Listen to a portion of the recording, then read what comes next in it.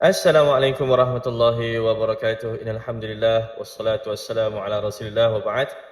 Qala Allah Subhanahu wa ta'ala ya ayyuhalladzina amanu taqullaha haqqa tuqatih wa la tamutunna illa wa antum muslimun. Alhamdulillah, ini sedikit perkongsian santai pada malam ini. Tajuk yang kita akan sembang ataupun kita akan kongsikan pada malam ini berkaitan dengan satu ayat Quran yang Allah Subhanahu wa ta'ala menyeru kepada orang yang beriman itu dengan taubat ataupun kembali kepadanya secara bersungguh-sungguh, iaitu kalau Allah Subhanahu wa taala ya ayyuhalladzina amanu tubu ilallahi taubatan nasuha. Wahai orang yang beriman, kembalilah kamu ataupun taubatlah kamu kepada Allah Subhanahu wa taala dengan sebenar-benar taubat, taubatan nasuha. Baik, bila kita melihat kepada konteks ataupun kita melihat kepada perkataan taubat ini secara literalnya, kita boleh mengatakan bahawasanya taubat ini membawa maksud kembali. Jadi bila kita meletakkan diri kita ini kembali kepada siapa? Ianya sebenarnya kembali kepada Allah Subhanahu wa taala. Untuk kita ini kembali kepada Allah Subhanahu wa taala, sebenarnya Nabi sallallahu alaihi wasallam telah banyak menunjukkan kepada kita ataupun memberikan kita dorongan, memberikan kita motivasi untuk kita ni selalu untuk kembalikan diri kita ini kepada Allah Subhanahu wa taala. Itu sebabnya Nabi sallallahu alaihi wasallam sering kali bila ditanyakan kepada Nabi sallallahu alaihi wasallam bagaimana untuk kita katakan mohon keampunan kepada Allah Subhanahu wa taala, Nabi mengajarkan kepada kita amalan-amalan seharian, amalan-amalan seharian yang mana membawakan kita ini kembali kepada Allah Subhanahu wa taala. Ini secara umumnya kita sebenarnya memang telah diajarkan oleh Nabi sallallahu alaihi wasallam untuk bertaubat kepadanya setiap hari. Baik, itu yang pertamanya. Akan tetapi dalam satu hadis yang lain, Nabi sallallahu alaihi wasallam telah mengajarkan kita ini secara khusus bagaimana untuk kita bertaubat.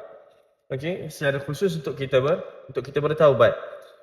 Dalam satu hadis Nabi sallallahu alaihi wasallam yang mana ianya diriwayatkan oleh Abdullah bin Mas'ud, yang dikeluarkan oleh Ibn Majah, disahihkan oleh Syekh Al-Albani, kata Nabi sallallahu alaihi wasallam, an-nadam taubah, penyesalan itu ialah taubat.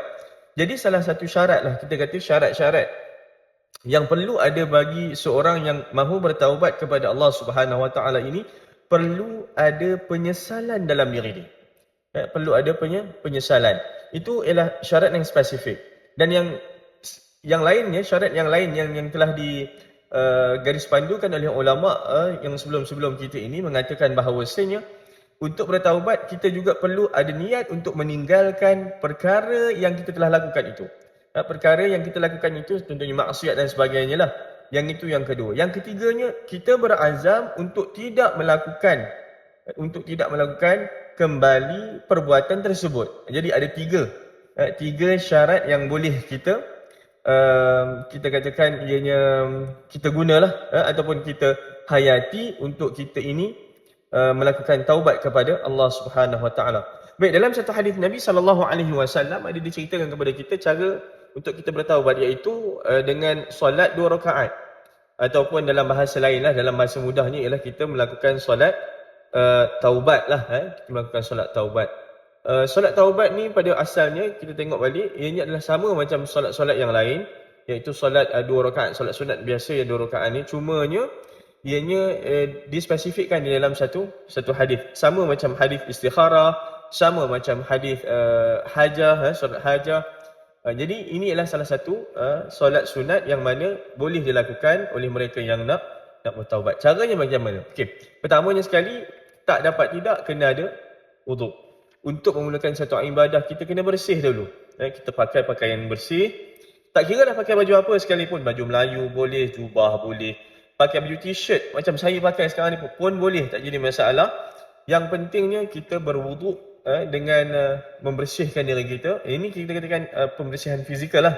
Kita berwuduk dan kemudiannya kita menghadap ke arah kiblat dan berniat, sahaja aku solat 2 rakaat taubat kerana Allah Subhanahu wa taala, ataupun sahaja aku solat taubat kerana Allah Subhanahu wa taala. Kemudiannya terus mengangkat takbiratul ihram, takbir Allahu akbar.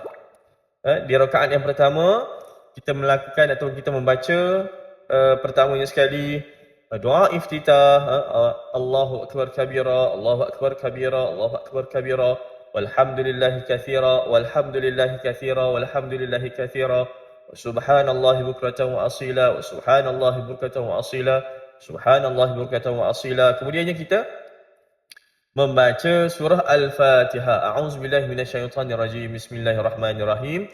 Alhamdulillahirabbil alamin ila akhir ayat. Kita baca sampai habis alhamdulillahirabbil alamin. Kemudiannya nak baca apa ni? Jangan risau. Bacalah apa yang kita tahu, apa yang kita ingat. Hatta kita nak baca surah Wal Asr ke ataupun kita nak baca Idza Ja ke, boleh untuk rakaat yang pertama, tak ada masalah. Kalau nak baca lagi panjang, ada yang hafal sampai 15 juzuk, bacalah 15 juzuk pun tak jadi masalah. Itu yang pertama. Dan kemudiannya apabila habis membaca surah, kita rukuk, i'tidal, buat macam rukun-rukun yang biasa. Kemudian naik ke rakaat yang kedua, kita baca pula membaca selepas surah Al-Fatihah, kita membaca surah yang mana kita tahu, ataupun surah-surah pendek yang kita tahu. Dan kemudiannya di akhir sekali melakukan salam, dan selepas salam kita berdoa dan mohonlah keampunan daripada Allah Subhanahu wa taala. Dan kalau kita tengok balik, hadirin yang dirahmati Allah sekalian, sebenarnya solat ini senang, solat ini mudah. Ianya hanyalah sesuatu perkara yang telah pun kita pelajari, cumanya ianya atas kita nak lakukan ataupun tidak.